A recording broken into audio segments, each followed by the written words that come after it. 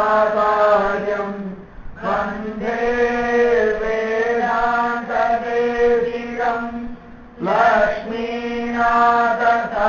लक्ष्मीनाथसमारम्भां नादयामुनमध्यमाम्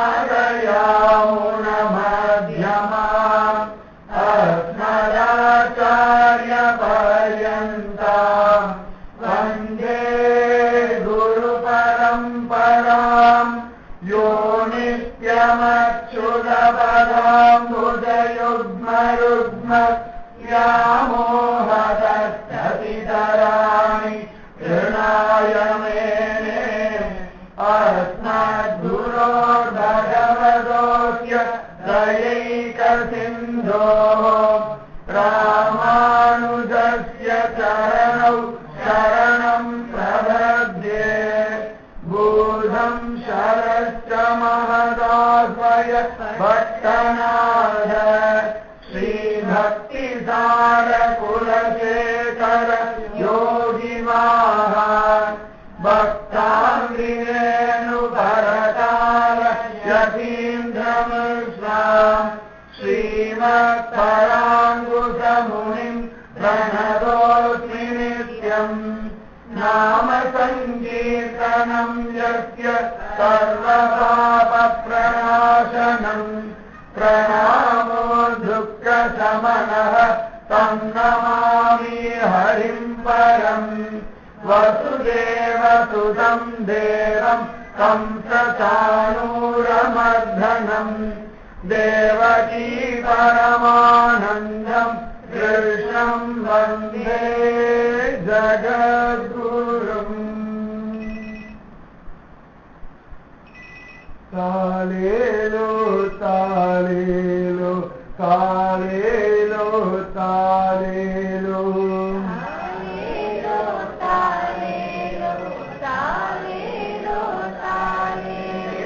तालेलो तालेलो तालेलो तालेलो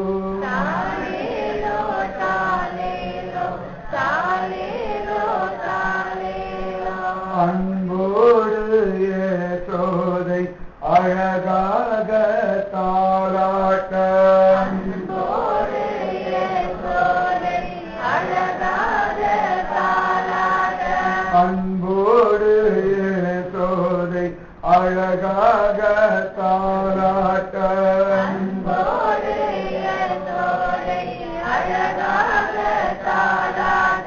ஆயர்குல மணி விளக்கு அற்புதமாய் உறங்குகின்றான் ஆயர்குல மணி விளக்கு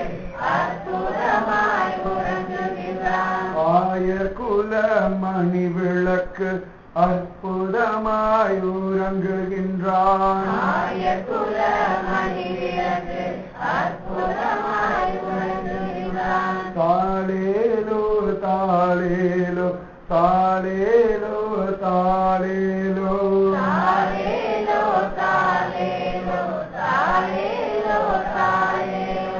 தாலேலோ தாலேலோ தாலேலோ தாலேலோ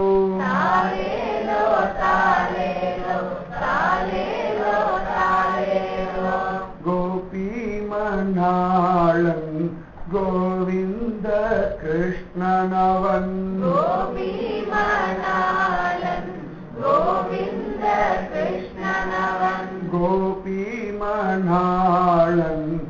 கோவிந்த கிருஷ்ணனவன்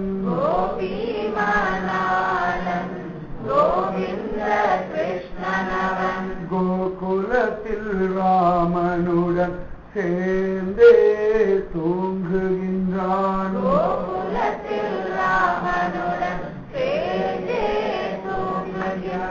கோகுலத்தில் ராமனுடன் சேர்ந்தே தூங்குகின்றான்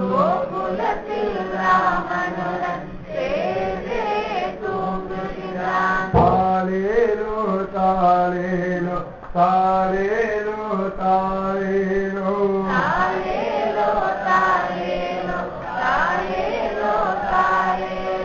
தாலேலோ தாலேலோ தாலேலோ தாலேலோ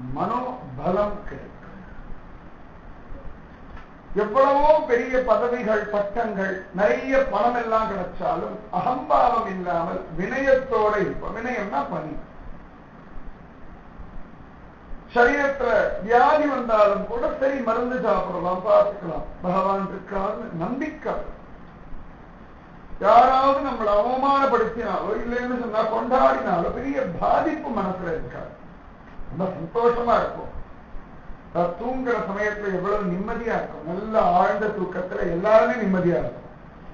பணக்காரன், ஏழை, படிச்சவன், படிக்காதவன், ஆண், பெண், எந்த விதமான பாகுபாடும் நல்லா தூங்கும் பொழுது கிடையவே கிடையாது. அப்பாடா நல்லா தூங்கினேன், நிம்மதியா இருக்கேன் அப்படின்னு சொல்லி எல்லாருமே சொல்றோம்.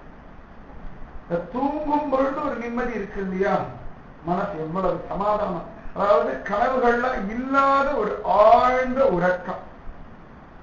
அந்த சமயத்துல எந்த விதமான பாதிப்பு நமக்கு கிடையாது. அந்த சமயத்துல மழையோ, வெயிலோ, குளிரோ, லாபமோ, நஷ்டமோ, அவமானமோ எதுவுமே நம்ம மனசை பாதிக்கிறதே கிடையாது. அப்பாடான் இருக்கு. ஒரு ஆழ்கடல்ல ஒரு அமைதி இருக்கும் இல்லையா, அந்த மாதிரி மனதுடைய ஆழத்துல ஒரு நிம்மதி, நல்ல தூக்கத்தை விட்டு அந்த நிம்மதி முழிச்சென்றிருக்கிற சமயத்திலையும் அதுக்குதான் எல்லாருமே ஆசைப்படுறோம். எப்பொழுதுமே மனசு ஒரே மாதிரி சமமா இருந்தாச்சுனாலே நமக்கு ரொம்ப சந்தோஷம். ஒரு துளி கூட சந்தேகம் இல்லை. மனசு ஒரே மாதிரி இருக்கிறதுக்காகத்தான் பக்தி பண்ணணும். தெய்வ சிந்தனை வேணும் அப்படின்னு பெரியவா சொல்றாங்கன்னா பக்தியுடைய பலம். பக்தி எல்லாருக்கும் பொதுவானது. யார் வேண்டுமானாலும் பக்தி பண்ணலாம். பக்தி பண்ண பண்ண பண்ண பண்ண மனசுல அத்தனை தூரம் நிம்மதி. சரி, பக்தி பண்ணணும் அப்படின்னா எப்பொழுதும் அப்படியே உட்கார்ந்து இருக்கலாம் அப்படி அர்த்தம் இல்லை. இல்லைன்னா ஒரு 5 மணி நேரம் பூஜை அறையிலேயே உட்கார்ந்து பூஜை பண்ணணும் அப்படியும் அர்த்தம் இல்லை. நம்ம எந்த வேலை பண்ணிட்டு இருந்தாலும் பகவானுடைய பெயரை விடாம சொல்லிட்டே இருக்கணும். உட்கார்ந்தாலும், எழுந்தாலும், நின்னாலும், நடந்தாலும், சாப்பிட்டாலும், வீடு வாசல் பெருக்கினாலும், துணி தோச்சாலும், 10 பாத்திரம் தேய்க்கிற சமயத்திலையும், வெளியில் எங்கேயாவது காய்கறி வாங்க கடைக்கு போகிற சமயத்திலையும், ஏதோ ஆபீஸ்க்கு வேலைக்காக போறோம் அந்த சமயத்திலையும், பஸ்லயோ, கார்லயோ, ட்ரெயின்லயோ, வெளியூர் போயிட்டு இருக்கோம், வெளியில் எங்கேயாவது போயிட்டு இருக்கோம். இப்படி எல்லா சமயங்கள்லயுமே பகவான் விடாம நினைக்கணும். நினைக்க முடியுமா அப்படின்னா நிச்சயமா முடியும். எல்லாருக்கும் மனசு இருக்கு இல்லையா. மனசு நம்ம யார்கிட்டையும் கடன் வாங்க வேண்டாம். பணம் கடன் வாங்க முடியும், நகை கடன் வாங்கலாம், எங்கேயாவது எத்தனையோ விஷயங்களை கடன் வாங்க முடியும். கடன் வாங்க முடியாதது மனசு. அது நம்ம கூடவே இருக்கு. பிறந்ததுலேருந்து நம்ம கூட இருக்கு. எல்லாருக்குமே மனசு உண்டு. ஆனா பல சந்தர்ப்பங்களை சொல்ல அவனுக்கு மனசே கிடையாது. அதாவது அந்த மனதிற்குரியதான குணங்கள் அவனிடத்திலே மனசுன்னு ஒண்ணு இருக்கு. தனக்கு பிடித்தவாளுக்கு நல்லது பண்ணணும்னு ஒரு ஆசை இருக்கா இல்லையா. அதனாலதான் ஆழ்வாரும் சொல்லும் பொழுது தாம் உளரே தம் உள்ளம் உள் உளதே அப்படின்னு சொல்றார். நீங்க இருக்க உங்க மனசு உங்ககிட்ட தானே இருக்கு. வெளியே யார்கிட்டையும் கடன் வாங்க வேண்டாம். அதனால மனசு இருக்கிற யாருமே சத்தியமா பக்தி பண்ண முடியும். துளி கூட சந்தேகமே வேண்டாம். பகவானிடத்தை கொண்டு போய் மனசை ஒப்படைக்கணும். எனக்கு ஒன்றும் தெரியாது, நான் உன் குழந்தை, என்னை காப்பாத்து, உன்னால நிச்சயமா என்னை காப்பாற்ற முடியும், உனக்கு அந்த பலம் இருக்கு, நான் நம்புறேன், நான் என் கடமைகளை பண்றேன், என்னை வழிகாட்டு, என்னை நல்வழிப்படுத்து, என்னுடைய பாவங்கள் எல்லாம் அழிச்சுடு, எனக்கு பாவத்தை ஆற்ற வேண்டாம், நல்ல விஷயங்கள்ல மனசு ஈடுபடும், நல்ல காரியங்களை பண்ணணும், நல்ல வார்த்தைகளை பேசணும், நல்ல சிந்தனைகள் என் மனசுக்குள்ள வரணும், எப்பொழுதுமே தெளிந்த நல்ல அறிவு எனக்கு இருக்கணும் அப்படின்னு உத்தமமா ஆத்மார்த்தமா பிரார்த்தனை பண்ணும் பொழுது நிச்சயமாகவே மனசுல இந்த சமாதானம் கிடைக்கும். எப்பொழுதுமே மனசு நிம்மதியா இருக்க. எந்த சமயத்திலையும் சரி மனசுல துளி கூட பயமோ கோபமோ வெறுப்போ பொறாமையோ குழப்பமோ இல்லாம பார்த்து கொள்ளணும். இதுதானே மனசை போட்டு வாட்டி இருக்கிறது. இது நடக்குமா, இது நடக்காம போயிடுமா, இது தப்பா நடந்துருமோ, இது தப்பா, இது சரியா, இதுதானே யோசனை பண்ண. இந்த யோசனைகள் பண்ணாம சதா சர்வதா பகவானையே நினைச்சிட்டு இருக்க. மனசு குழம்புற சமயத்தெல்லாம் இல்ல பகவானின் கூட இருக்கான்னு சொல்லி விடாம பகவானுடைய நாமத்தை சொல்லிட்டே இருக்க. பகவான் பல அவதாரங்கள் எடுக்கிறான், பல ரூபங்கள் உண்டு. ஒவ்வொரு ரூபத்துக்கும் விதவிதமான பெயர்கள். இது எல்லாத்தையும் உள்ளடக்கிய ஒரு தன் கிருஷ்ணன். இந்த கிருஷ்ணா அப்படின்ற சப்தம் அவ்வளவு சக்தி. யார் வேணாலும் சொல்லலாம், எப்ப வேண்டுமானாலும் சொல்லலாம், எந்த சமயத்துல வேண்டுமானாலும் சொல்லலாம். கிருஷ்ணா கிருஷ்ணா கிருஷ்ணா கிருஷ்ணா கிருஷ்ணா. கிருஷ்ணான்ற வார்த்தைக்கு நம்முடைய சோகத்தை நாசம் செய்பவன் அப்படின்னு அர்த்தம். கிருஷ்ணான்ற வார்த்தைக்கு சச்சிதானந்த ஸ்வரூபன் அர்த்தம். கிருஷ்ணான்ற வார்த்தைக்கு கருப்புன்னு ஒரு அர்த்தம். கிருஷ்ணனாலே கருப்பன் அப்படின்னு அர்த்தம். கிருஷ்ணான்ற வார்த்தைக்கு பூமிக்கு சுகத்தை தருபவன் அப்படின்னு அர்த்தம். அதனால பல் தேய்க்கும் பொழுதும், குளிக்கும் பொழுதும், நடக்கும் பொழுதும், வீடு வாசல் பெருக்கிற சமயத்திலையும், துணி துவைக்கிற சமயத்திலையும், வெளியில் எங்கேயாவது டாக்டர் சொல்லியிருக்காரு வாக்கிங் போற சமயத்திலையும், எந்த வேலை உடம்பு பண்ணிட்டு இருந்தாலும் விடாம பகவானுடைய பெயரை சொல்லிட்டே இருக்கணும். கிருஷ்ணா கிருஷ்ணா கிருஷ்ணா கிருஷ்ணா கிருஷ்ணா கிருஷ்ணா கிருஷ்ணா. இதே சொல்லிட்டு இருந்தா அவர்களுடைய வாழ்க்கையின் பொறுப்பை பகவான் ஏற்றுக்கொள்கின்றான். கீதை அப்படிதான் சொல்றான். மன்மனா பவ மத்பக்தோ மத்யாஜீமாம் நமஸ்குரு மாமே வைஷ்யசி சத்தியம் தே பிரதிஜானோசி பிரியோசினே. அப்பா மனசை என்னிடத்துல கொடுத்துடு, புத்தியை என்னிடத்துல கொடுத்துடு,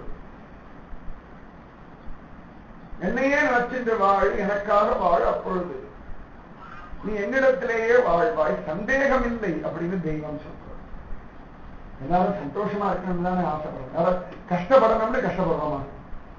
எல்லாம் சந்தோஷமா இருக்கணும் அவ்வளவு தூரம் பிரயத்தனம் பண்ணணும். இந்த சந்தோஷம் பகவானுடைய நாமத்தை சொல்லும் பொழுது நிச்சயமா கிடைக்கிறது, சந்தேகமே இல்லை. பகவானை இறுக்கி பிடிச்சிருக்கோம், பகவானுடைய நாமத்தை விடாம சொல்றோம் அப்படின்னா சத்தியமா அவர்களுடைய வாழ்க்கையை நடத்த வேண்டிய பொறுப்பு பகவானுக்கு உரியதாக. கந்த மகர்ஷி அப்படின்னு ஒரு மகர்ஷி இருந்தார். அவர் ஒரு ஞானி. எப்பொழுதும் பகவானுடைய சிந்தனையிலேயே காலம் கழிச்சிருந்தார். ஒவ்வொருத்தருடைய வாழ்க்கையும் ஒவ்வொரு விதமா இருக்கு. எல்லாரும் வாழ்க்கையும் ஒரே போல கிடையாது, ஒவ்வொரு விதமா இருக்கு. ஆனாலும் வாழ்ந்தே ஆகணும் இல்லையா? வாழ்க்கைனா என்ன? பிறப்புக்கும் இறப்புக்கும் இடைப்பட்ட ஒரு காலகட்டம். அது 5 வயசாவும் இருக்கலாம், 20 வயசா இருக்கலாம், 40 வயசா இருக்கலாம், 50 வயசா இருக்கலாம், 100 வயசா இருக்கலாம். ஜனனத்துக்கும் மரணத்துக்கும் இடைப்பட்ட ஒரு காலகட்டம். அதுல நம்ம கடமைகள் என்ன உண்டு அதை பண்ணிட்டு பகவானுக்காக இதான் வாழ்க்கை. இந்த கர்ம மகரிஷி அவர் பகவத் தியானமே வாழ்க்கைன்னு வாழ்ந்துருக்கார். ஆச்சரியமா ஒரு நாள் ஆச்சரியமா ஒரு நதி கரையில நின்று பகவான தியானம் பண்ணி அழகா ஜலம் எல்லாம் எடுத்து பகவான கற்பனம் பண்ணிட்டு இருக்கார். நித்திய கர்மானுஷ்டங்கள்னு சொல்லுவார். அதெல்லாம் ரிஷிகள் பண்ண வேண்டியது. அதை எடுத்து அழகா அவர் பண்ணிட்டு இருக்கார். அப்படி ஒரு கண்ணை மூடி பகவான தியானம் பண்ணி அந்த அர்க்கிய ஜலத்தை விடலாம் அப்படின்னு 2 தடவை விட்டாச்சு. 3வது தடவை ஜலம் எடுத்து சர்வம் கிருஷ்ணார்ப்பணம் அப்படின்னு தியானம் பண்ணி அப்படி விடலாம் அப்படின்னு நினைக்கிற சமயத்துல என்னமோ அவர் கையில தொப்புன்னு விழுந்தது. அது ஏதோ விழறது அப்படின்னு சொல்லி கையை பார்த்தார். யாரோ வெத்தலை பாக்கு போட்டு அது துப்பி இருக்கா. அது இவருடைய பகவானுக்கு கொடுக்க வேண்டிய ஜலத்துல விழுந்தது. பகவானுக்கு கொடுக்க வேண்டிய ஜலத்துல போய் ஒரு எச்சில் விழுந்ததுன்னா அது சரியில்லை. இவர் உடனே கண்ணை திறந்து பார்த்தா அந்த தாம்பூலம் மென்னு துப்பி இருக்காரு. வெத்தலை பார்க்க என்னடா அது அப்படின்னு பார்த்தா கோபம் வந்து யார் அது அப்படின்னு திரும்பி பார்த்தாரு. பக்கத்துல யாரும் இல்லை. அப்ப ஆகாசத்துல ஒரு கந்தர்வன் பயின்றிருந்தான். கந்தர்வன் அவனுக்கெல்லாம் வந்து ஆகாசத்துல பறக்கக்கூடிய ஒரு சக்தி உண்டு. அப்படின்னா இருக்க முடியுமானா இருக்கார்கள். இன்னைக்கு பறவைகள்லாம் பறக்கிறதுனா நம்புறோமா இல்லையா? அதாவது நம்ம கண்ணால பார்த்தா தான் நம்புவோம் அப்படின்னா பல விஷயம் நம்ம கண்ணால பார்க்காமலே தான் நம்புறோம். எல்லா விஷயமே நம்ம ஒண்ணு கண்ணால பார்க்கறதுலாம் அப்படியே நம்புறதும் இல்லை. நம்ம கண்ணால பார்க்கறது வேற மாதிரி தான் இருக்கு. நிஜமாவே வாழ்க்கை வேற மாதிரியாத்தான் இருக்கு. பல விஷயங்கள் நிஜமாவே உள்ளபடி உணரக்கூடிய சக்தி நமக்கு. அதனால இந்த கந்தர்வர்கள் தேவர்கள் இவர்கள் எல்லாம் உண்டு. இன்னைக்கும் அவர்கள் எல்லாம் பார்க்கக்கூடிய உத்தமமான பக்தர்களும் இருக்கார்கள். அந்த மாதிரி ஒரு கந்தர்வன் அவன் என்னமோ மனைவியோட அப்படி சிரிச்சுண்டு பேசிண்டு அந்த காம விளையாட்டு பண்ணிட்டு அந்த யோசனையில கீழே யார் இருக்கா என்ன இருக்கான்னு கவனிக்காம துப்பியாச்சு தாம்பூலத்தை. உடனே அவருக்கு சரியான கோபம் வந்தாச்சு. அது என்ன, நான் சந்தோஷமா இருக்கலாம் தப்பு கிடையாது, அடுத்தவர்களுடைய சந்தோஷத்தை கிடைக்கக்கூடாது. சுயநலம் இல்லாம யாருமே இல்லை உலகத்துல. எல்லாருக்குமே சுயநலம் உண்டு அப்படின்னா சொல்லவே முடியாது. நாங்கெல்லாம் பொதுநலத்துக்காக வாழணும்னு யாருமே சொல்ல முடியாது. சுயநலம் இல்லாம யாரும் சாப்பிடறது இல்லை. சுயநலம் இல்லாம எல்லாரும் உலகத்துக்காக தூங்குறேன், நான் உலகத்துக்காக தூங்குறேன், நான் தூங்கினா உலகம் நிம்மதியா இருக்கும் அப்படிலாம் ஒண்ணு கிடையாது. தனக்கு தூக்கம் வருது, தனக்கு உடம்பு கலப்பு வந்தாச்சு தூங்கணும். அப்ப உலகத்தை எத்தனை பேர் தூங்குறார்கள் எல்லாம் யோசனை பண்ணலாம். சும்மா பொதுநலம் பொதுநலம்னு சொல்றேன். சுயநலமே இல்லாத பொதுநலம் எங்கேயுமே கிடையாது, யாருக்குமே கிடையாது. பசிக்கும் போது சாப்பிடணும். நம்ம சாப்பிடுற சமயத்துல உலகத்தில் எத்தனை பேர் பசி கிடக்கிறார்கள். அதெல்லாம் எல்லாரும் சாப்பிட்டார்களா இல்லையா அப்படின்னு யோசனையா வந்தோம். எனக்கு பசிக்கிறது, எனக்கு இந்த மெனு பிடிக்கும், நான் சாப்பிடுறேன், அவ்வளவுதான். அதுக்கு மேல வந்து உலகத்தை பத்தி சிந்தனை ஓரளவுக்கு ஏதாவது நான் கதை கோவிலுக்கு போனா கூட உலகம் நன்னா இருக்கணும் அப்படின்னு தான் வேண்டிக்கிறேன் அப்படின்னு. அப்படி வேண்டிக்கும் போது தானும் நன்னா இருக்கணும் ஒரு சேனம் வந்து இருக்கு. எல்லாரும் நல்லா இருக்கும், நாளும் நன்னா இருப்பேன் இல்லையா அப்படின்னு நினைக்கிற மாதிரி தான். அதனால சுயநலம்ன்றது தப்பு கிடையாது. எல்லாரும் வச்சிருக்க சுயநலம் தப்புன்னு. அடுத்தவர்களை பாதிக்காத சுயநலம் தப்பு இல்லை. இந்த சுயநலம் அடுத்தவர்களை பாதிக்கும் பொழுதுதான் தப்பு. தான் நல்லா இருக்கணும்னு நினைக்கிற தப்பே கிடையாது. தான் உடம்பு நல்லா இருக்கணும், தான் மனசு நல்லா இருக்கணும், தப்பே கிடையாது. ஆனா அதுக்காக அடுத்தவர்கள் படாத பாடுபடுத்தினா அதுதான் ராட்சச குணம்னு சொல்லுவார்கள். அவர்களைத்தான் ராட்சசர்கள், அரக்கர்கள். தான் சுகப்படணுன்றதுக்காக மற்ற யாரும் வேணா என்ன வேணா பண்ணலாம்னு நினைச்சா அந்த சுயநலம் அவர்களுக்கும் பாதிப்பு, சமுதாயத்திற்கும் பாதிப்பு. அவர்களை தான் ராட்சசர்கள், அசுரர்கள்னு சொன்னார்கள். நமக்கு ராட்சசர்கள்லாம் வந்து பயங்கரமா இருப்பா, பெருசா இருப்பா, பல்லெல்லாம் பெருசா நீட்டின்னு இருக்கும், தலை பெருசா இருக்கும், கண்டு பெருசா இருக்கும், அப்படி அர்த்தம் இல்லை. இந்த குணங்கள் கேவலமா இருந்து அடுத்தவர்களை கஷ்டப்படுத்துறவர்கள் யாரா இருந்தாலும் அவர்கள் ராட்சசர்கள் தான், அசுரர்கள் தான், அரக்கர்கள் தான், சந்தேகமே கிடையாது. இவர் பார்த்தா அது என்ன இவருக்கு இவ்வளவு சுயநலம். இந்த சுயநலத்தை அடுத்தவர்களுக்கு ஒரு கஷ்டம் கொடுக்கலாமா? அவன் மனைவியோட கொஞ்சம் இருக்கு, அது குத்தம் கிடையாதா? அந்த கொஞ்சம் இவருடைய பகவத் தியானத்துல வந்து எட்டு துப்பினா அந்த அளவுக்கு கூட ஒரு நிதானம் இல்லாம வாழ்க்கையில எல்லாரும் அவ காரியத்தை பண்ணலாம். சுதந்திரம்ன்றது தன் கடமைகளை ஒழுங்கா பண்றதுக்காக, அதுக்காக எல்லாம் மீறி என்ன வேணா பண்ணலாம்னு அர்த்தமே கிடையாது. எல்லாருமே தான் ரோட்ல டாக்ஸ் கட்டுறோம் அப்படின்றதா இஷ்டத்துக்கு வண்டி எத்தனை ஸ்பீடு வேணா ஓடலாம், நான் சிக்னல் நிக்க மாட்டேன் யாரும் சொல்ல முடியாது. எல்லாருக்கும் ஒரு தர்மம் இருக்கா இல்லையா? அந்த மாதிரி அந்த தர்மத்தை மீறும் பொழுது தப்பு. தர்மத்தை மீறினா அதற்கு தண்டனை நிச்சயமா உண்டு. ஏன்னா தர்மோ ரக்ஷதி ரட்சித்த. தர்மத்தை நம்ம ரட்சிச்சுட்டு இருந்தோம்னா தர்மம் நம்மளை காப்பாற்றும், தர்மம் தலை காக்கும். தர்மோ ரக்ஷதி ரட்சித்த. நம்ம யாருக்காவது நல்லது பண்ணா நிஜமா நமக்கு ஒரு நல்லது வந்து வாய்க்கிறதா இல்லை. அதனால இவர் பார்த்தா இவ்வளவு தீவிர ஆகாது அப்படின்னு நினைச்சார். ஆனாலும் ரொம்ப கோபம் வந்துடுச்சு. மனுஷனுக்கு பெரிய வியாதி கோபம். எதை விட்டால் கவலை இல்லைன்னு யக்ஷன் தர்மராஜாவை பார்த்து கேட்கிற. மகாபாரதத்துல ஒரு இடம் யக்ஷ பிரஸ்னம்னு ஒண்ணு, யக்ஷன்னு ஒண்ணு. அது ஒரு விதமான ரூபம் இல்லாத ஒரு வஸ்து. அவரோட கேள்வி கேட்கிற யுதிஷ்டன் தர்மரை பார்த்து கேள்வி கேட்கிற, எதை விட்டால் உலகத்தில் கவலை இல்லை அப்படின்னு. அப்ப யுதிஷ்டன் சொல்றார், கோபத்தை விட்டால் கவலை இல்லை. அதை விட்டுட்டா மட்டும்தான் கவலையே கிடையாது. மற்ற எதை விட்டாலும் கவலை இருக்கு. கடலா விட்டுட்டேனே அப்படின்னு கஷ்டம் இருக்கும். கோபத்தை விட்டாச்சுன்னா கவலையே கிடையாது, நிம்மதியா எங்க போனாலும் யாரும். இவருக்கு என்னமோ ஒரு கோபம் வந்தாச்சு.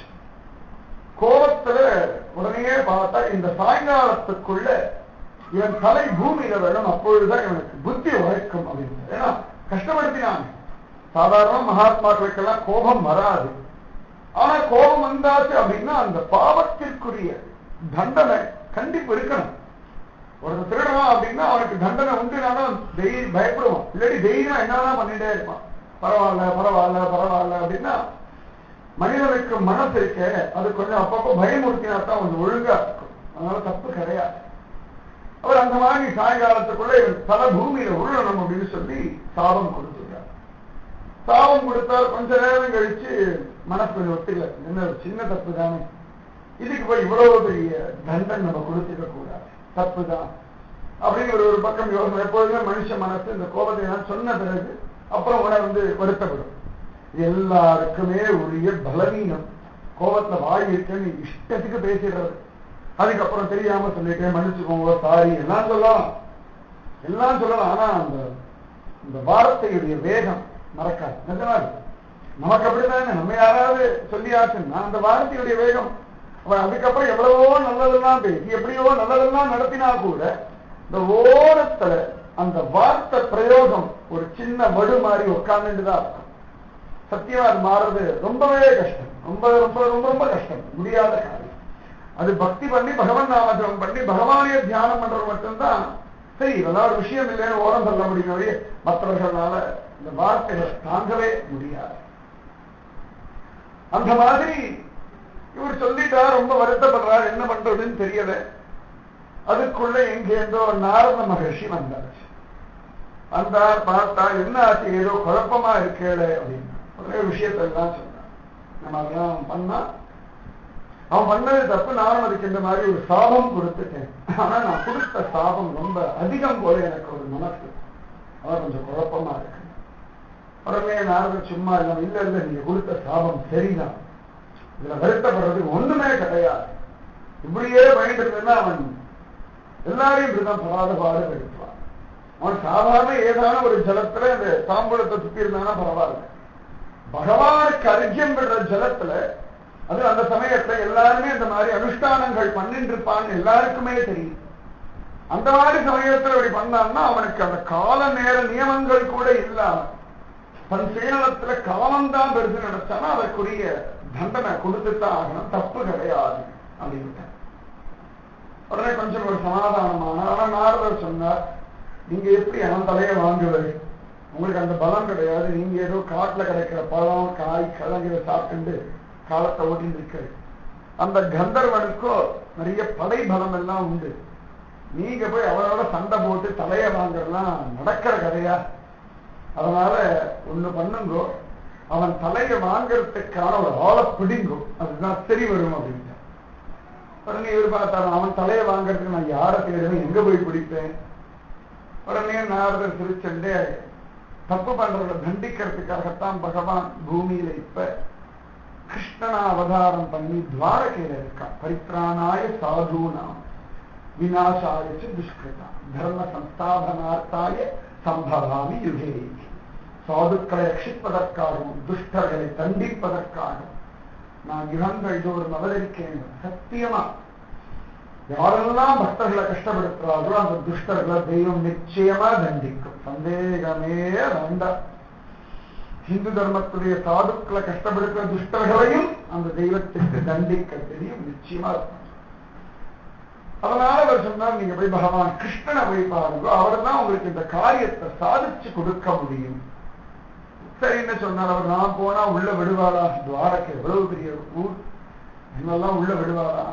இல்ல இல்ல, பகவானுடைய துவாரகைக்கு யார் வேணா போகலாம், பெரிய பணக்காரன் இருந்து ஏழையில இருந்து யார் வேண்டுமானாலும் போகலாம் அப்படின்னா. உடனே நாரத மகரிஷி, சரி நானும் உங்களோட வரேன் அழிச்சுட்டு வந்தேன். துவாரக வாசல் வரைக்கும் வந்தேன். வாசல் வரைக்கும் வந்த உடனேயே சரி நீங்க உள்ள போய் பகவான் கிருஷ்ணனை பாருங்க, நான் வரல. உடனே இவ்வளவு தூரம் வந்த உள்ள வந்து பகவானை பார்க்கறது என்ன கஷ்டம், இத்தனை தூரம் வந்தாச்சே அப்படின்னு சொன்னார். உடனே நாரதர் சொன்னார், இல்ல நான் வந்தா ஏதோ கலகம் பண்றேன்னு பகவான் முடிவு பண்ணிப்பான், அதனால வேண்டாம், நான் உங்களுக்கு நல்லது பண்ண போய் எனக்கு ஏன் கெட்டது, அதனால நான் இங்கேயே இருக்கேன், நீங்க பகவானை பார்த்து பேசி விஷயத்தெல்லாம் சொல்லிட்டு வாங்கோ அப்படின்னு சொன்னார். உடனே ஒரு அழகா உள்ள போனார். பகவான் அழகா அவரை கூப்பிட்டு உட்கார வச்சு மரியாதை எல்லாம் பண்ணா என்ன விஷயம் அப்படின்னு கேட்டான். இவர் எல்லாத்தையும் சொல்லி இது மாதிரி சாயங்காலத்துக்குள்ள அவன் தலை பூமியில வேணும், நான் சாபம் கொடுத்திருக்கேன், அதனால எனக்கு உங்களுடைய சகாயம் வேணும், உதவி வேணும். உடனே பகவான் அதுக்கு என்ன சரி நிச்சயமா பண்றேன்னா. உடனே இந்த கந்த மகரிஷி சந்தோஷமா திரும்பி துவாரகையில வெளியில வந்தார். நாரதர் அதற்கு துவாரகை வாசல்லையே காத்துருக்காரு. வாசல்ல காத்துட்டு உள்ள போகக்கூடாதுதான், வெளியிலேயே காத்துருக்கார். வந்த உடனேயே நாரதர் கேட்டார் என்னாச்ச விஷயம், பகவான் என்ன சொன்னார். இவர் சொன்னார் எல்லாம் சொல்லிட்டு பகவான் எனக்கு உதவி பண்றேன்னு சொல்லியிருக்காரு. நாரதர் தலையில கையை வச்சிருந்தார். எந்த பைத்திய மாதிரி இருக்கு, ஒன்னும் விஷயமே தெரிய மாட்டேங்கிறது. உதவி பண்றேன்னா என்ன அர்த்தம்? முன்னாடி நீ நின்று சண்டை போடு, பின்னாடி நான் உனக்கு சகாயம் பண்றேன்னு அர்த்தம். உங்களுக்கு வில்லு வாழெல்லாம் எடுத்து சண்டை போட தெரியுமா? கதை பயிற்சி எல்லாம் உண்டா? எதிர்க்க யாராவது அம்பு போட்டா தலையெல்லாம் சாத்துக்கிற பலம் இருக்கா? என்ன இப்படி பைத்தியகாரத்தனமா பண்ணி வச்சிருக்கு. இவர் முடிக்கிறார், நான் என்னதான் பண்ணணும்?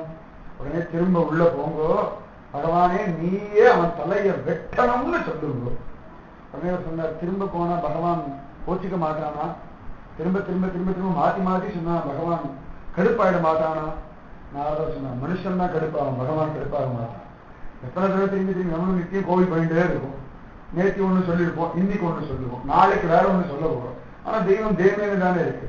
அதனாலே நம்ம ஒரு காத்தால ஒண்ணு சொல்லுவோம், மத்தியானம் போய் சொல்லுவோம். காத்தால கொஞ்சம் தெரியாதனமா தப்பா கேட்ட ஒரு கூட ரெண்டு சேர்த்துவோம். அதோட ஏதாவது ஒண்ணு கேட்டிருப்போம், ஏதான ஒரு விஷயம் இந்த மாதிரி ஏதாவது ஒரு கல்யாணம் ஆகணும்னு முதல்ல கேட்டு வைப்போம். அதுக்கப்புறம் பொண்ணு இந்த மாதிரி பிடிச்சிருக்கணும், அதுக்கப்புறம் எனக்கு பிடிச்ச மாதிரி இந்த மாதிரி இருக்கணும், கூட ஒரு சொத்து கிடைச்சாலும் நிறைய உண்டு லிஸ்ட். அப்படி ஒவ்வொன்னா சேர்த்துட்டே போவோம். இதோட அவ்வளவு கிடையவே கிடையாது. முதல்ல ஒரு குழந்தை பிறந்தா போதும், அதுக்கப்புறம் பிறக்கிற குழந்தை ஆண் குழந்தையா இருக்கணும், அதுக்கப்புறம் அந்த குழந்தை பகு புத்திசாலியா இருக்கணும், இது அம்மா அப்பா கெடுப்பாருன்னா என் பிள்ளை சிறப்பா இருக்கணும். அது லைனா வரும், ஒவ்வொன்னா வரும்.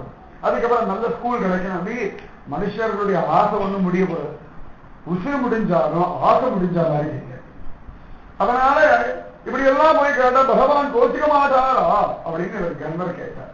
நாரதர் சொன்னா இதெல்லாம் கோச்சிக்க மாட்டார், தைரியமா நீங்க போங்க, பகவானே இது ஒன் பொறுப்பு, நீயே தான் எனக்கு இந்த காரியத்தை நடத்தி கொடுக்கணும், எனக்கு ஒன்னும் தெரியாது. நிஜமாவே இப்படிதான் சொல்லணும் பகவான், எனக்கு ஒன்னும் தெரியாது, நீ நடத்தி கொடு, எனக்கு பலம் இல்லை.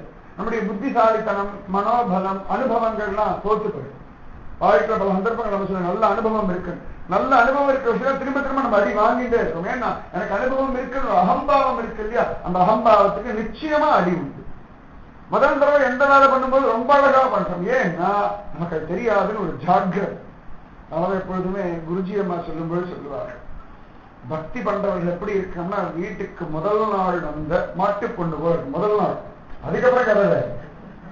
முதல் நாள் வரும்பொழுது கணவரை திருப்திப்படுத்தணும், மாமியாரை திருப்திப்படுத்தணும், அவா எல்லாரும் நம்ம கொண்டாடுற மாதிரி நடக்கணும். துணி துவைக்கிறது, காபி போடுறது, வீடு வாசல் எல்லாத்தையுமே ஒரு ஜாக்கிரதை இருக்கும்.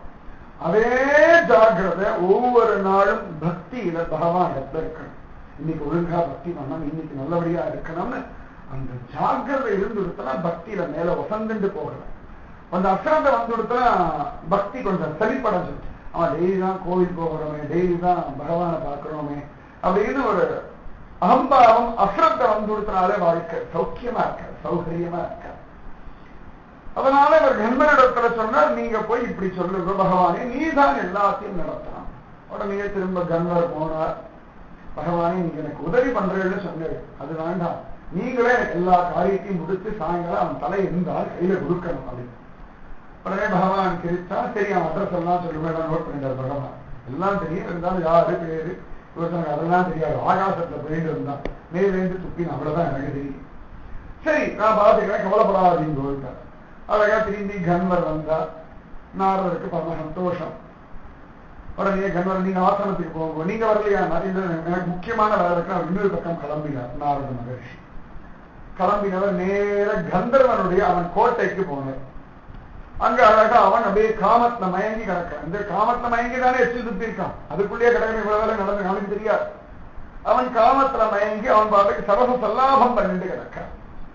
அப்ப நாரத மகரிஷி கிரகத்துக்குள்ள வந்து கந்தர்வனை கூப்பிடுறான். அவனுக்கு கோபமான கோபம், யாரு இது ஐதிகாரமா அது ஒரு இங்கீதம் கிடையாது. எந்த சமயத்துல வரணும்னு விவஸ்தை கிடையாது.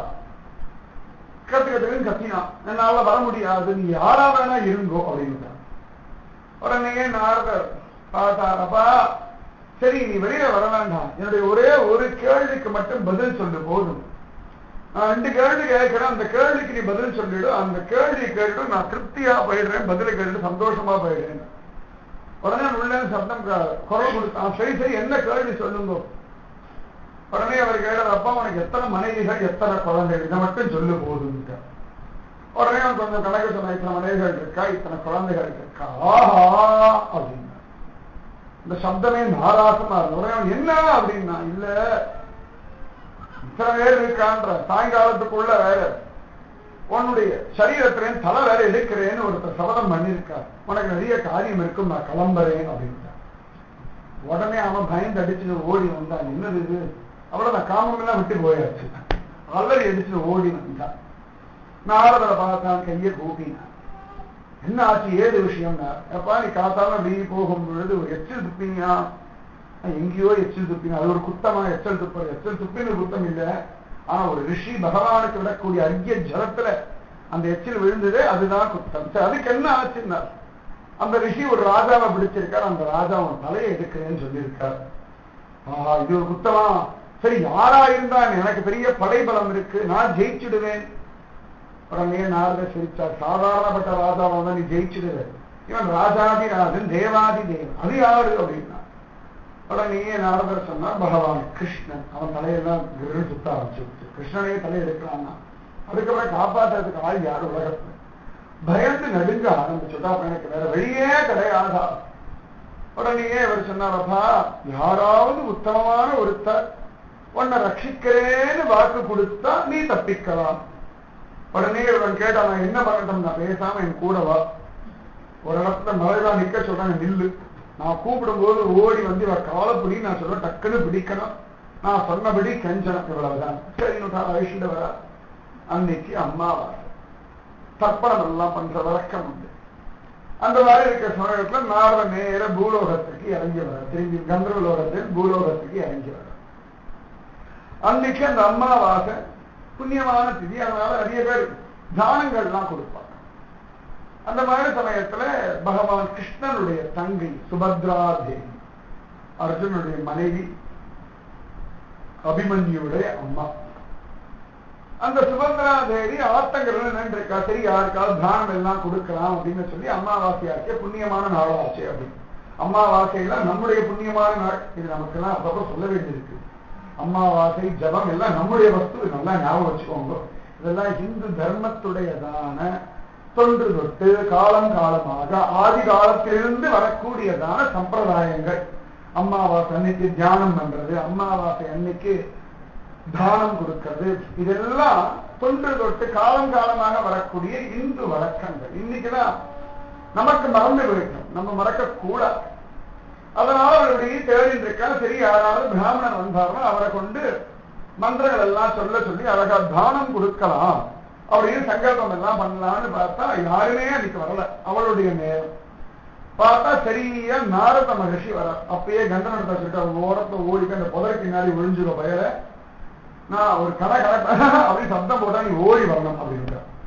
ஓடி வருவேன், சுபத்ரா தேவி காலை பிடிக்கணும். சரின்னு அழகா நாரதர் கீழே இறங்கி வந்தா. சுபத்ரா தேவிக்கு பரம சந்தோஷம். ஆஹா, சாதாரண பூமியில் இருக்கிற ஒரு பிராமணர் கிடைப்பார்னு பார்த்தோம், தேவலோக ரிஷியே கிடைக்கிறார். அவர் நமக்கு சங்கல்பம் எல்லாம் பண்ணி வச்சா இன்னும் விசேஷம் தானே அப்படின்னு சொல்லி நாரதரை பார்த்து சந்தோஷப்பட்டு ரொம்ப ஆனந்தப்பட்டு கையெல்லாம் கூப்பிட்டு எனக்கு இந்த மாதிரி அமாவாசை சங்கல்பம் நீங்க பண்ணி வைக்கணும் அப்படின்னு சொன்ன உடனே நாரதர் சிரிச்சார். சரி நான் நீ சொன்னபடி எல்லாம் பண்ணி வைக்கிறேன். ஆனா பூமியில் என்ன ஆகும்னா யாராவது இந்த மாதிரி உபாத்தியாயம் எல்லாம் பண்ணி வைப்பார். அந்த மாதிரி வேதாந்தங்கள் எல்லாம் சொல்லி பண்ணக்கூடியவர்கள்லாம் இருக்கு. அவெல்லாம் பண்ணும் பொழுது நம்ம கவனிக்கவே மாட்டோம், அசிரத்தையாக தான் எல்லாரும் பண்ணுவார்கள். அந்த மாதிரி இருக்கக்கூடாது. நான் சொல்ற வார்த்தைகளை சரியா புரிஞ்சுட்டு அதற்கேற்ற மாதிரி பண்ணணும். அதுல இருந்து இன்னி அளவு கூட பிசகக்கூடாது. பிசகினா அதுக்கு பிரயோஜனம் இல்லாம போகும். இந்த ஒப்பந்தத்துக்கு நீ ஒத்துண்டா நான் பண்றேன், இல்லாட்டி நான் பண்ண மாட்டேன். சும்மா மனசை எங்கேயோ கொடுத்துட்டு வாய் ஏதோ முணுமுணுத்துட்டு காரியம் பண்ண நான் ஒத்துக்க மாட்டேன் அப்படின்னு சொன்னேன். உடனே சுபத்ரா தேவி சிரிச்சா, நிச்சயமா நீங்க சொன்னபடியே மனசு ஒப்பி நீங்க சொல்லக்கூடிய மந்திரங்களை சொல்லி அப்படியே பண்றேன்னு அழகா அவர் எல்லாம் சொல்லிட்டே வந்தா. அப்படி சொல்லிட்டு வர சமயத்துல ஒரு இடத்துல மந்திரத்தை கொஞ்சோண்டு மாத்தியாச்சு. இன்னைக்கு யாராவது என் காலில் விழுந்து என்னை காப்பாதுன்னு சொன்னா நிச்சயம் அவர்களுக்கு உயிர் பிச்சை தருவேன்ற மாதிரி மந்திரத்தை மாற்றி சொல்ல, அந்த சமயத்தை இவர் கட்டணை பார்த்தா அப்படின்னு சொல்ல அவன் ஓடி வந்து நேர சுபத்ரா கால பிடிச்சான். உடனே அவன் நிறைய அவ பார்த்தா யாருக்கு ஏன் அழலாம் எதுக்கு அழலாம் அப்படின்னு கேட்டா, அவனுக்கு ஏதோ உயிர் பிச்சை வேணும் போல இருக்குமா, நீ தான் இப்ப சங்கல்பம் பண்ணிருக்கே காப்பாத்து. உடனே சுபத்ரா சிரிச்சா, சரி ஏற்கனவே பிளான் பண்ணி தான் வந்திருக்கேன் தெரிஞ்சுட்டு, இதுல நான் இன்னைக்கு மாட்டினேனா அப்படின்னு கேட்டா, அதெல்லாம் எனக்கு ஒண்ணும் தெரியாது, அவனா வந்திருக்கான், சரி பரவாயில்ல, அவனை நிச்சயமா அவனுடைய உயிரை காப்பாற்ற வேண்டியது என்னுடைய தர்மம், நிச்சயமா நான் பண்ணிடுவேன் அப்படின்னு சொல்லிட்டான். உடனே நாரதர், அடடா அவசரப்பட்டுட்டீங்கம்மா, சத்தியம் பண்ணிட்டீங்க அப்படின்னா. என்ன ஆச்சுன்னா, இல்ல சாயங்காலத்துக்குள்ள ஒருத்தர் தலையை வாங்குறேன்னு சொல்லியிருக்கான், அதான் கஷ்டம். உடனே சுபத்ரா சிரிச்சா, என்னுடைய பர்த்தா கணவர் அர்ஜுனன் பெரியவர், அவரால ஒருத்தர் ரட்சிக்க முடியாதா? அதுவும் அவர் யார்? பஞ்சபாண்டவர்கள ஒருத்தர், சிவபெருமானுடைய சண்டை போட்டு சிவபெருமானை சந்தோஷப்பட்டு பாசுபதாஸ்திரம் கொடுத்த ஒரு வீரன், எங்களுடைய அண்ணா பகவான் கிருஷ்ணனுக்கு நெருங்கின சகா. இப்படி ஒருத்தருக்கு போய் ஒரு கந்தவனை காப்பாத்துறது கஷ்டமா? உடனே சிரித்தார் நாரதர், நீ சொல்றதெல்லாம் வாஸ்தவம் தான், வேற யாராவது தலையை வாங்குறேன்னு சொன்னா அர்ஜுனன் காப்பாத்திடுவான், ஆனா அப்படின்னு இருக்கான். அப்ப என்ன, யார் அந்த ராஜா இவன் தலையை வாங்குறேன்னு சொல்லியிருக்கான், பாக்குறேன் நானும் தான், சொல்லுங்க அப்படின்னா. உடனே நாரதர் சிரிச்சா, வேற யாரும் இல்லை, உங்க அண்ணா கிருஷ்ணர் தான் தலையை வாங்குறேன்னு சொல்லியிருக்கான். இவளுக்கு தலை நியாயமா அப்படின்னா, வேற ஒண்ணும் பண்ண முடியாதமா, நீ சத்தியம் பண்ணிருக்க. உடனே தலையில கைய வச்சிருந்தா, எப்படி எங்க அண்ணா ஒருத்தன் தலையை வைக்கிறேன்னு சொன்ன பிறகு நான் எப்படி காப்பாற்ற முடியும்? சத்தியம் பண்ணிருக்க, பார்த்துக்கோ, மீறினா கஷ்டம், குடும்பத்துக்கு நல்லதுனால உண்டு எல்லாம் சொன்ன. உடனே அவளுக்கு கோபமான கோபம், தன் மேல கோபம், நாரதன் மேல கோபம், இவன் மேல கோபம், ஏற்கனவே பயந்துருந்தீங்க அம்மா காப்பாத்திருமா கையை கூப்பிட்டு இருக்கான். உடனே இவன் பார்த்தா எப்படி சொல்றதுன்னா, ஒண்ணும் இல்லம்மா, கிருஷ்ணன் எதிர்க்க அர்ஜுனன் நின்று சண்டை போட்டா சரியா போயிடும், அவன் அடி வயிற்றெல்லாம் கலக்கிறது, எங்க அண்ணாவும் எங்க ஆத்துக்காரன் எதிர்க்க சண்டை போடணும் எத்தனை நாள் உங்களுக்கு ஆசை, அது நடக்காதுன்னு தெரிஞ்சே இந்த மாதிரி பண்ணிருக்கா அப்படின்னா. உடனே நாரதர் சொன்னார், எல்லாம் விதிப்படி நடக்கிறது, நான் ஒண்ணும் காரணமே கிடையாது, எப்படி அவனை காப்பாற்ற வேண்டிய தர்மம் உனக்கு இருக்கு, நான் எப்படி சொல்லுவேன்? இதெல்லாம் ஒரு கஷ்டமாமா, ஒண்ணும் வேண்டாம், வீட்டுக்கு போ, ராமாயணத்திலே கைகை எல்லாம் பண்ணி காய்ச்சிருக்கா, முடியெல்லாம் பிரிச்சு போட்டுக்கோ, அழுதுண்டே இது மூளையில ஓரத்தை உட்காந்துக்கோ, முகத்தை திருப்பி வச்சுக்கோ, நிச்சயமா கணவன் வந்து என்ன என்ன என்ன என்ன என்ன என்ன ஆச்சு என்ன ஆச்சு பதறுவான். பதற சமயத்துல நான் சொல்றவன நீங்க காப்பாற்றுறேன் சத்தியம் பண்ணாதான் சரியாவே சத்தியம் பண்ண வாங்கிடு, அதுக்கப்புறம் பார்த்துக்கலாம். இது அவனுக்கு கிட்ட சொன்னா அவன் வாங்கிட்டான். இப்ப அடுத்து இவரிடத்த சொல்லியாச்சு. உடனே வேற இருக்க பார்த்தா பேர் என்னமோ ரிஷி, பார்த்தா சன்னியாசி மாதிரி இருக்கு, ஒரு குடும்பத்துல இத்தனை குழப்பம் தேவையா உங்களால அப்படின்னு சொன்ன. இதுக்கும் நான் காரணம் இல்லை, தலைய வெற்றேன்னு சொன்னவன் காரணம், காப்பாற்றுறேன்னு சொன்ன நீ காரணம், நடுவில் நான் எங்க வந்தேன்னு. அவளும் சுபத்ராவும் என்ன பண்றதுன்னு தெரியல, சரி நான் எப்படி காப்பாற்றி ஆக வேண்டியிருக்கேன்னு சொல்லி நேர கிரகத்துக்கு போயாச்சு. அரண்மனையில போனார், அவ பாட்டுக்கு உட்காந்து அவர் சொன்ன மாதிரியே கைகேயி பண்றாரு ஸ்ரீமத் ராமாயணம், அதே மாதிரியே தலையெல்லாம் அலங்கோலமா போட்டுட்டு மூளையில உட்காந்துட்டு ஓன்னு அழுது இப்படி எல்லாம் பண்ண. அர்ஜுனன் வந்தான், பத்திரனா ஏ சுபத்ரா இந்த மாதிரிலாம் அழாத என்ன ஆச்சு அப்படி அவன் பாட்டுக்கு பசங்க எல்லாம் நீட்டி மழைக்கு எல்லாம் பேசி முடிச்சான். உடனே சுபத்ரா, இல்ல எனக்கு ஒருத்தனை காப்பாத்துறேன்னு நான் வாக்கு கொடுத்துட்டேன், அவனை நீங்க காப்பாற்றணும், அதுக்கு நீங்க எனக்கு சத்தியம் பண்ணலாம். அர்ஜுனன் தெரிவிச்சான், ஏமா என்னால ஒருத்தனை காப்பாற்ற முடியாதா, இதுக்காக போய் தலைவிரி கோலமா உட்காந்து யாரா அழுவாளா, விட விட எல்லாம் முகத்தெல்லாம் தொடச்சு, இல்ல இல்ல நீங்க முதல்ல சத்தியம் பண்ணுங்க. உடனே அர்ஜுனன் சிரிச்சான், சரி சத்தியம், நீ யாருக்கு உயிர் பிச்சை கொடுத்தியோ அவனை ரட்சிக்க வேண்டியது என் தர்மம், என்ன ஆச்சு? உடனே ஒரு கந்தர்வன் தலையை சாயங்காலம் ஒருத்தர் எடுக்கிறேன்னு இருக்காரு, அவரோட சண்டை போட்டு நீங்க காப்பாரு, அவ்வளவுதானே. அப்பா இது ஒரு விஷயம், இதுக்கெல்லாம் வேற இவ்வளவு அலங்கோலமா பண்ணுவியா அப்படின்னா அப்படி சிரிச்சிருந்து அர்ஜுனன் கடைசியில கேட்டான், சரி யார் அவன் தலையை எடுக்கிறேன்னு சொன்னாங்க, ராதாவை சொல்லு. உடனே யோசனா, வேற யாரும் இல்லை, உங்க ஃப்ரெண்டு என்னோட அண்ணா கிருஷ்ணன் தான். இப்ப இவனுக்கு தலை ஒவ்வொருத்தர் தலையும் கிருகிருன்னு சுத்திட்டு இருக்கு. அவன் தலையில கையை வச்சிருந்தான். சுபத்ரா அவன் முறைக்கலாம், சுபத்ராவை திட்டுறான், தன்னையே நொந்துண்டா. என்ன பண்றதுன்னு தெரியல. என்னடா இந்த பொம்பளை வேலை கேட்டு இப்படி வீணா போயிட்டோமே அப்படின்னு அவனுக்கு அவ்வளவு துக்கம், தாங்க முடியாத துக்கம். உடனே வேற வழி அதுக்குள்ள நாரதன் வந்துட்டார். என்ன அர்ஜுனாவோட வருத்தமா இருக்கே என்ன விஷயத்தெல்லாம் சொன்னான். அப்பா, மனைவியுடைய தர்மத்தை காப்பாற்ற வேண்டியது உன் தர்மம். நீ சத்தியம் வேற பண்ணிருக்க, இல்லைன்னா அது பெரிய பாவம். சொன்ன வார்த்தையை காப்பாற்றலைன்னா அது பெரிய பாவம் காப்பல அப்படின்னு சொல்லிட்டார். உடனே அவன் கேட்டான், கிருஷ்ணன் எதிர்த்து நின்று நான் சண்டை போடணும்னு. ஆமா, வேற வழியே கிடையாது. பகவான் என்ன நினைச்சுப்பான், பகவானுக்கு எல்லாம் பெரிய கவலையே படாது. இப்ப இந்த விஷயத்தை அர்ஜுனன் போய் பஞ்சபாண்டவர் எடுத்த விஷயத்த சொன்ன. இப்ப அவள் தலையெல்லாம் கிருன்னு சுத்த ஆரம்பிச்சிருச்சு. இப்ப அவளுக்கு பெரிய சந்தேகம், அர்ஜுனனோட கூட நின்று சண்டை போடுறதா இல்லைன்னா கிருஷ்ணனுக்காக நிக்கிற பெரிய சந்தேகம். கிருஷ்ணனும் முக்கியம், அர்ஜுனனும் முக்கியம். இவெல்லாம் சேர்ந்து துரியோதனோட சண்டை போடலாம்னு பார்த்தா இங்கேயே ஒரு பெரிய சண்டை. அர்ஜுனனுக்கும் கிருஷ்ணனுக்குமே சண்டை, பக்தனுக்கும் பகவானுக்கும் எதிர்க்க நின்று ஒரு சண்டை. உடனேயே நாரதர் சொன்னார், இல்ல இப்ப நீங்கள்லாம் அர்ஜுனன் கூட நின்று சண்டை போடுறதுதான் உத்தமமான காரியம். உடனே அவர்கள்லாம் சரின்னு சொல்லியாச்சு. இவர் நேரம் இங்கெல்லாம் முடிச்சாச்சு, எல்லாம் சண்டைக்கு தயாராயாச்சு. பகவான் அங்கேயிருந்து யுத்தத்துக்கு கிளம்புறாங்க, தலையை வெட்டணும்னு. இவர்கள் அவனை தடுக்கிறதுக்காக பஞ்சபாண்டவர்கள் எல்லாம் ஒரு பக்கம் அணிந்திருந்து கிளம்புறா.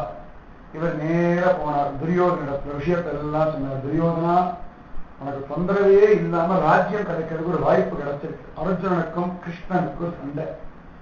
ஒண்ணு கிருஷ்ணன் தோப்பான், இல்லைன்னா அர்ஜுனன் கூட சேர்ந்த பஞ்சபாண்டவர்கள் தோப்பார்கள்.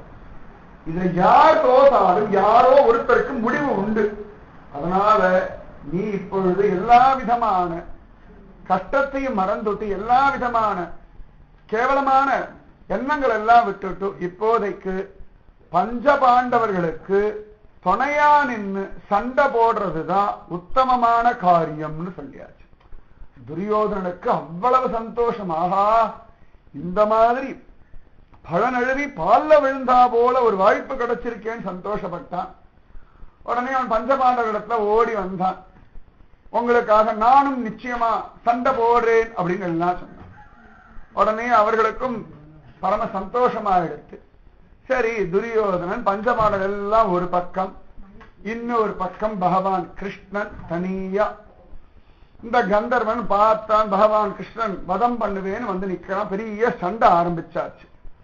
நாரதர் ஜோரா வேடிக்கை பார்த்துட்டு இருக்கா சந்தோஷமா. பெரிய யுத்தம். அர்ஜுனனும் கிருஷ்ணனும் நேர அர்ஜுனனுக்காக இவர் பஞ்சபாண்டர் வந்தா போல கிருஷ்ணனுக்காக பலராமன் பகவானுடைய மற்ற ஆட்கள்லாம் வந்துட்டான். ஒவ்வொருத்தரும் மாத்தி மாத்தி எதிர்க்க சண்டை போடுது. அர்ஜுனனும் கிருஷ்ணனும் மட்டும் எதிர்க்க சண்டை. யுதிஷ்டனோட வேற ஒருத்தர், நகுலன், சகாதேவன், பீமனோட அந்த பக்கம் பலராமன், இவரெல்லாம் சண்டை போட்டு இருக்கா. பெரிய சண்டை ஆரம்பிச்சாச்சு. இது ஆச்சரியம், மற்றவாலாம் உண்மையா சண்டை போட்டு இருக்கா. பெரிய தகராறு நடந்துட்டு இருக்கு, பெரிய யுத்தம். நாரதர் பார்க்க ஒரு ஆச்சரியமான விஷயம் நடந்துட்டு இருக்கு. என்னடான்னா, இங்கேருந்து அர்ஜுனன் அம்பு போடுறான் பகவான் கிருஷ்ணன் மேல. அர்ஜுனன் ஒவ்வொரு அம்பா போட போட போட எல்லா அம்பும் பகவான் கிருஷ்ணன் கால போய் புஷ்பமாவே விழது, எல்லாமே மலர்களா விழது. உடனே நாரதர் கேட்டார், கிருஷ்ணா இது என்னது? அவன் அங்கேருந்து எத்தனையோ அஸ்திரங்கள் எல்லாம் போடுறான். அக்னி அஸ்திரம் போடுறான், வர்ணாஸ்திரம் போடுறான், எத்தனையோ அஸ்திரங்கள். அதாவது ஜலமா கொட்டுறான், அக்னியா கொட்டுறான். இதெல்லாம் நடக்குமா? இப்பவெல்லாம் கண்ணீர் புகைன்னு சொன்னா நம்பரு, ஏவுகணை விட்டா நம்பரு. அதே மாதிரிதான் இப்ப அவெல்லாம் சொல்றா, ஏவுகணை ராக்கெட் விட்டோம், இத்தனை தூரம் போய் கண்டம் விட்டு கண்டம் பாஞ்சு தாக்கும் அப்படின்னா நம்புறோம். அந்த மாதிரி வேத மந்திரங்களை சொன்னாலும் அந்த மாதிரி அஸ்திரங்கள்லாம் இருந்தது. குரு கோவிந்த் சிங் காலம் வரைக்கும் இந்த மாதிரி அஸ்திரங்கள் இருந்தது. அதுக்கப்புறமா தான் அந்த மாதிரி அஸ்திரங்கள் இல்லை. அதெல்லாம் அஸ்திவாரமா கொண்டுதான் இந்த மாதிரி ஏவுகணைகள்லாம் கண்டுபிடித்தார்கள். கண்டுபிடிச்சவர்களே ஒத்துண்டிருக்கா. சனாதனமான இந்து தர்மத்துடைய விஷயங்களை கேட்டுதான் இத்தனையும் பண்ணிருக்கோம்னு பல பேர் ஒத்துண்டிருக்காங்க. அந்த மாதிரி ஒவ்வொரு அஸ்திரமா அர்ஜுனன் இங்கேருந்து விட்டுட்டே இருக்கான். பகவான் நம்பம்பா போட்டு இருக்கான். எல்லாம் பகவான் கிருஷ்ணன் காலில் போய் புஷ்பமா விளையாடுது, மலர்களா விளையாடு. உடனே நாரதர் கேட்டார், கிருஷ்ணா இது என்ன விளையாடுற? ரெண்டு பேரும் கஷ்டப்பட்டு அவங்க ரெண்டு பேரும் ஒரு சண்டை ஏற்பாடு பண்ணி வேடிக்கை பார்த்தா நீ பார்த்துருக்கா பைத்தியக்காரன் நினைப்பா அப்படின்னு. உடனே பகவான் கேட்டான், என்ன ஆச்சுன்னா, இல்ல அங்கேருந்து போற அம்பெல்லாம் உன் காலில் பூவா வந்து விழுறது. உடனே பகவான் கண்கள்ல இருந்து கண்ணீர் விழுந்து, அதுவா கிருஷ்ணா கிருஷ்ணா கிருஷ்ணான்னு சொல்லி சொல்லி என் மேல அம்பு போடுறான், அதனால அது எல்லாம் என் காலில் புஷ்பமா விழுது. பகவான் மேல அவன் போடுற அம்பு கிருஷ்ணா கிருஷ்ணான்னு சொன்னா அவன் காலில் போய் புஷ்பமா மலர்களா விடும். சரி, இது பரவாயில்ல. அங்கேருந்து பகவான் அம்பு போட அர்ஜுனன் மேல, சரி அர்ஜுனன் போடுறது அவன் காலில் விடுறது பெரிய விஷயம். அங்கேருந்து கிருஷ்ணன் அம்பம்பா போடுன்னு இருக்கான். ஒவ்வொன்றும் அர்ஜுனன் கழுத்துல மாலையாவே விழுந்துருக்கு. நாரதற்கு கோபமான கோபம். சரி, இது பரவாயில்ல, நீ போற அம்பெல்லாம் மாலையா விழறது, ஓ அம்புக்கு பலம் இல்லையா? அதே பகவான் தேம்பிய கண்கள்ல இருந்து ஆனந்த கண்ணீர் வெளியே சொன்னா, கிருஷ்ணா கிருஷ்ணான்னு சொல்லி எல்லா அம்பையும் வாங்கிக்கிறான். என்னுடைய நாமத்தை மிஞ்சி அவன் மேல எந்த அம்பும் வேலை செய்ய மாட்டேங்கிறது. பகவான் கிருஷ்ணன் தானே அர்ஜுனன் மேல போடுற அம்புக்கு அவன் கிருஷ்ணா கிருஷ்ணான்னு பகவானுடைய நாமத்தை சொன்னதுக்கு அவன் மேல ஒரு அம்பு கூட காயம் படாம மாலையா விழுதுன்னா பகவானை காட்டிலும் நாம ஜபத்துக்கு அவ்வளவு மரியாதை. உடனே நாரதர்கள் கொஞ்சம் கண்ணெல்லாம் கலங்கிட்டு, சரி கிருஷ்ணா, வாயில தானே கிருஷ்ணான்னு சொல்றான், கழுத்துக்கு கீழே அடி, இவ்வளவுதானே பேசுறது, இங்கதானே கழுத்துக்கு கீழே அடி. உடனே பகவான் கழுத்துக்கு நெஞ்சில அம்பு போடுறான், அதுவும் மாலையா விழாது. உடனே வயத்துல அடிக்கிறான், அங்கேயும் மாலையா விழாது. அவனுடைய குஹ்ய பிரதேசம் ஆண்குறியில் அடி, அங்கேயும் அடிக்கிறான். பகவான் உச்சந்தலையிலிருந்து உள்ளங்கால் வரைக்கும் அடிச்சுட்டே இருக்க அம்பு கொண்டு. எங்க அடிச்சாலும் அர்ஜுன கழுத்துல மாலையா விளையாட்டு. நாரதர் கேட்டா, என்ன கிருஷ்ணா இது விளையாட்டு, எனக்கு ஒன்றும் புரியலையா? பகவான் கண்கள் ஆனந்த கண்ணை வெளியே சொன்னான். அவன் உச்சந்தலையிலிருந்து உள்ளங்கால் வரைக்கும் ஒவ்வொரு மயிர்காலும் கிருஷ்ணா கிருஷ்ணா கிருஷ்ணா கிருஷ்ணா துடிச்சுட்டு இருக்கு. அதனால அவன் உடம்புல எந்த இடத்துலயும் என்னால அம்பு போட முடியாது, போட்டாலும் பிரயோஜனம் இல்லைன்னு இப்படி நாமம் ஜெபிக்கணும். உச்சந்தலையிலிருந்து உள்ளங்கால் வரைக்கும் மயிர்கால் எல்லாம் குத்துற மயிர்கால் இருக்கேன், ரோமக்காலெல்லாம் கூட கிருஷ்ணா கிருஷ்ணா கிருஷ்ணா கிருஷ்ணான்னு துடிச்சிருந்தா. அப்படி பகவானுடைய பேரை நீங்க சொல்ல ஆரம்பிச்சாச்சுன்னா பகவானே உங்களை ஒண்ணு பண்ண முடியும். அப்புறம் தான் அடுத்தவா பண்ண முடியும். ஒரு பக்தர் இருந்தார், அவர் இறந்து போயிட்டார். ஏதோ ஒரு தீ பிடிச்சு இறந்து போயிட்டார். நிறைய பேரோட கூட்டமா இறந்து போயிட்டார். அப்ப அவருடைய அஸ்தியை எடுக்கணும், தெரியாது, இல்லை கூட்டமா இருந்து போனா எப்படி அஸ்தி தெரியும்? அப்ப ஒரு பக்தர் சொன்னார், நான் எடுத்து தரேன். அவர் ஒரு இடத்துல சாம்பல் எடுத்து எடுத்து எடுத்து இப்படி பிடிச்சு பிடிச்சு பார்த்தார். ஒரு இடத்த எடுத்து பார்த்து இதுதான் அவருடைய சாம்பல் அப்படின்னு. எப்படி சொல்லணும், இந்த சாம்பல் கூட விட்டல் விட்டல் விட்டல் விட்டல் விட்டல்னு சொல்றதுன்னா, எரிச்சு போட்ட பிறகு இந்த சாம்பல் கூட விட்டல்னு சொல்றதுன்னா எப்படி நாம் ஜபிச்சிருப்பாங்க. பகவானுடைய பேர் அப்படி சொல்லணும். உச்சந்தலையிலிருந்து உள்ளங்கால் வரைக்கும் நாமத்தை சொல்லணும். உடம்பு முழுக்க நாமும் ஓட, ரத்தம் ஓடுறது இல்லையா, ரத்த ஓட்டம் மாதிரி நாமும் முழுக்க பகவானுடைய பேர் ஓடிட்டே இருக்கணும். கிருஷ்ணா கிருஷ்ணா கிருஷ்ணா கிருஷ்ணா கிருஷ்ணா கிருஷ்ணா கிருஷ்ணா. யாராவது நம்மளை திட்டியாச்சு அவமானப்படுத்தியாச்சுன்னா அவர்கள் சொன்ன வார்த்தைகளே உள்ள ஓடும். என்ன பார்த்து அப்படி சொல்லியாச்சு, என்ன பார்த்து பொய் சொல்லின்னு சொல்லியாச்சு, என்ன பார்த்து ஏமாத்துக்காரன்னு சொல்லியாச்சு, என்ன பார்த்து திருடன்னு சொன்னார்கள். வார்த்தை இவ்வளவு பலமா உள்ளுக்குள்ள உலுக்கி எடுக்கிறது. அந்த மாதிரி உள்ளுக்குள்ள பகவானுடைய பெயர் நாமம் கிருஷ்ணா கிருஷ்ணா கிருஷ்ணா கிருஷ்ணா கிருஷ்ணா கிருஷ்ணா கிருஷ்ணா கிருஷ்ணா கிருஷ்ணா கிருஷ்ணா ஓடணும். யசோதையெல்லாம் அப்படிதான் சொல்லிட்டு இருந்தாலும் கிருஷ்ணனையே கட்டி போட்டார். அந்த கோபுரம் அப்படி சொன்னார். அதனால பகவான் தூக்கி அனுபவிச்சார். உடனே நாரதற்கு கண்கள் ஆனந்த பாஷணம். இவ்வளவு சிரேஷ்டமா அர்ஜுனனுக்கும் கிருஷ்ணனுக்கு ஒரு சண்டை, நான் ரெண்டு பக்கமும் புஷ்பமாவே விழுந்துருக்கு. இப்படியே யுத்தம் பெருசா நடந்துட்டே இருக்கு. கடைசியில நாரதர் சொன்னார், இதெல்லாம் ஒண்ணும் சரிபட்டு வராது, நீ ஆச்சு அவனாச்சு சண்டையெல்லாம் அப்புறம் வச்சுக்கோங்க. முதல்ல முக்கியமான விஷயம், அந்தி சாயறதுக்கு முன்னாடி அந்த கந்தர்வனுடைய தலையை வெற்றேன்னு நீ சொல்லியிருக்க, சுதர்சன சக்கரத்தை கொண்டு அவன் தலையை வெட்டு, அவ்வளவுதான், யுத்தம் அவ்வளவுதானே அப்படின்னு சொல்ல, உடனே பகவான் சக்கராயுதத்தை எடுத்து விட்டார். அது நேர போய் கந்தர்வன் தலையை வெட்டித்து தொப்புனு கீழே விழுந்தார். அர்ஜுனன் காப்பாத்துறேன் அப்படின்னா அக்னி பிரவேசம் பண்றேன் அப்படின்னு சொல்லியாச்சு. உடனே அவன் அக்னி பிரவேசம் பண்றதுக்கு எல்லாம் ஆயத்தம் ஆயிட்டான். சரி, நம்மளால காப்பாற்ற முடியல, இவனவே நம்ம பாடுகளா தனியா பகவான் சக்கராயுதத்தை விட்டா ஒன்றும் பண்ண முடியல. அப்போ உடனே இந்த கந்தர்வ மகர்ஷி ஓடி வந்தார். கிருஷ்ணா, நான் அந்த கந்தர்வன் அழிக்கணும்னு சொன்னேன், அர்ஜுனன் இறந்து போகணும்னு எனக்கு ஒன்றும் உச்சிதமா இல்லை. உடனே பகவான் கோச்சினா, நீங்க வாடி காத்தால ஒன்று சொல்லு, சாயங்காலம் ஒன்று சொல்லு, எல்லாத்தையும் மாத்திக்க எனக்கு ஆகாது, அர்ஜுனன் போனா போகணுமே. பகவானே, நான் சொன்ன மாதிரி என் தலையை வெட்டிட்டேன், வாஸ்தவன் தான். இப்ப திரும்ப நீ நினைச்சான் தலையை எடுத்து ஒட்டி விடலாமே, இப்ப திரும்பி அவனுக்கு உயிர் கொடுத்துட்டேன், பிரச்சனை கிடையாதுன்னு சொல்ல, அதுக்கப்புறம் இந்த கந்தர் கேட்டிருந்தாலும் பகவான் திரும்ப அவனுக்கு உயிர் கொடுத்தா. அர்ஜுனனும் அக்னி பிரவேசம் பண்ணல. திரும்பியும் அர்ஜுனனும் கிருஷ்ணன் ஒன்னா சேர்ந்து சிரிச்சார்கள். அவனுக்கும் தண்டனையும் கிடைச்சது, நல்ல புத்தியும் கிடைச்சது. இந்த கந்த மகரிஷிக்கு அவருடைய ஆசையும் நிறைவேறிச்சு. இதுல ரொம்ப வருத்தப்பட்ட ஒரே ஒருத்தன் துரியோதனன் தான். யாராவது ஒருத்தர் போவான்னு பார்த்தா ஒன்னும் ஆகல.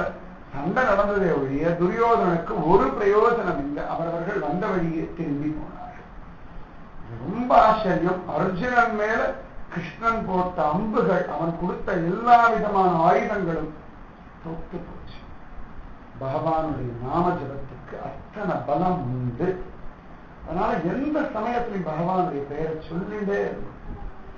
உட்கார்ந்தாலும் எழுந்தாலும் நின்று அந்த கதலை பல்லு தேய்க்கிற சமயத்துல, குளிக்கிற சமயத்துல அப்பெல்லாம் சொல்லலாமா? எப்பொழுதுமே சொல்லலாம்.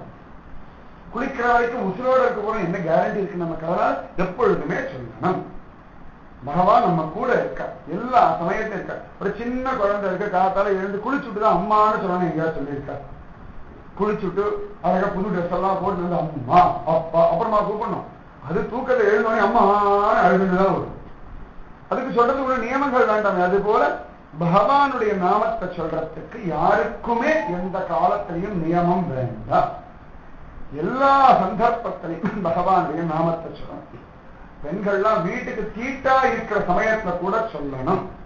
அந்த சமயத்தை கோவிலுக்கு போகக்கூடாது, துளசி செடி சுத்தக்கூடாது, வீட்டுல சுவாமி உள்ள வேற எதுவும் காரியம் எல்லாம் பண்ணக்கூடாது. ஆனா பகவானுடைய நாமத்தை சொல்லலாம்னு சொல்லிருக்கோ. திரௌபதி கூட வீட்டுக்கு தீட்டா இருக்கிற சமயத்துலதான் கோவிந்தா புண்டரீகாட்சா ரக்ஷமாம் சரணாகதம்னு கத்தினாள் அப்படின்னு மகாபாரதத்தை காண கிடைக்க. அந்த சமயத்தை கூட பகவான் அவளுக்கு அந்த புடவையா வந்து கிருப பண்ணா அப்படின்னு காண கிடைக்கிறதுனால பகவானுடைய நாம ஜபத்துக்கு தீட்டு கிடையாது. எந்த இடத்துல வேணா, எந்த நிலைமையில வேணா, யார் வேண்டுமானாலும் சொல்லலாம், சொல்லணும். சொல்லி பாருங்க, நிச்சயமா வாழ்க்கையில மகோன்னதமான ஆனந்தத்தை அனுபவிக்க முடியும், உணர முடியும். ராதே கிருஷ்ணா கிருஷ்ணா ராதே ராதே கிருஷ்ணா கிருஷ்ணா ராதே ராதே கிருஷ்ணா கிருஷ்ணா ராதே ராதே கிருஷ்ணா கிருஷ்ணா ராதே ராதே கிருஷ்ணா கிருஷ்ணா ராதே ராதே கிருஷ்ணா கிருஷ்ணா ராதே ராதே கிருஷ்ணா கிருஷ்ணா ராதே ராதே கிருஷ்ணா கிருஷ்ணா ராதே ராதே கிருஷ்ணா கிருஷ்ணா ராதே ராதே கிருஷ்ணா கிருஷ்ணா ராதே ராதே கிருஷ்ணா கிருஷ்ணா ராதே ராதே கிருஷ்ணா கிருஷ்ணா ராதே ராதே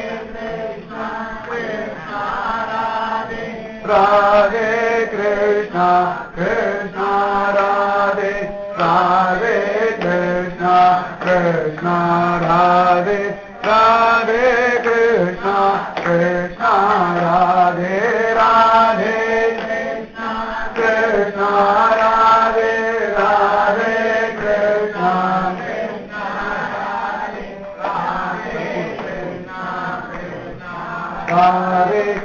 ராதே கிருஷ்ணா ராதே கிருஷ்ணா ராதே கிருஷ்ணா ராதே கிருஷ்ணா கிருஷ்ணா ராதே ராதே கிருஷ்ணா கிருஷ்ணா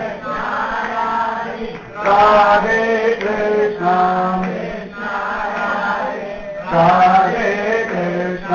கிருஷ்ணா ராதே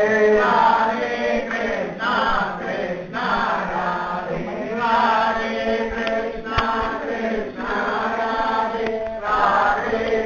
கிருஷ்ணா கிருஷ்ணா ராதே ராதே கிருஷ்ணா கிருஷ்ணா ராதே ராதே கிருஷ்ணா கிருஷ்ணா ராதே ராதே கிருஷ்ணா கிருஷ்ணா ராதே ராதே கிருஷ்ணா கிருஷ்ணா ராதே ராதே கிருஷ்ணா கிருஷ்ணா ராதே ராதே கிருஷ்ணா கிருஷ்ணா ராதே ராதே கிருஷ்ணா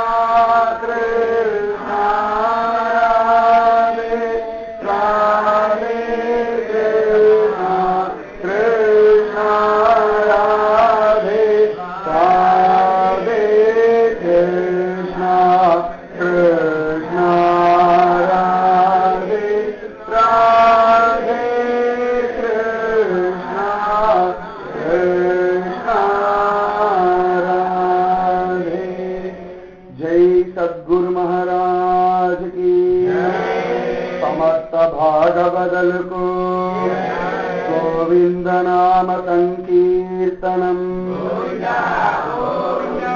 జై జానకీ కాంత స్మరణం గోపికా జీవన స్మరణం ஆழ்வார் திருவடிகளே சரணம் ஆண்டாள் திருவடிகளே சரணம் பெருமானா திருவடிகளே சரணம் சர்வம் குருவர்ப்பணம் ஜெய் ஸ்ரீ ராதே கிருஷ்ணா சத்சங்க கி ஜெய் ஸ்ரீ பூஜ்ய ஸ்ரீ ஸ்ரீ அம்மாவுக்கு ஜெய் ஸ்ரீ பாரத் மாதா கி லோகா சமஸ்தா सुखिनो भवन्तु लोका समस्ता सुखिनो भवन्तु लोका समस्ता सुखिनो भवन्तु ॐ शान्ति शान्ति शान्ति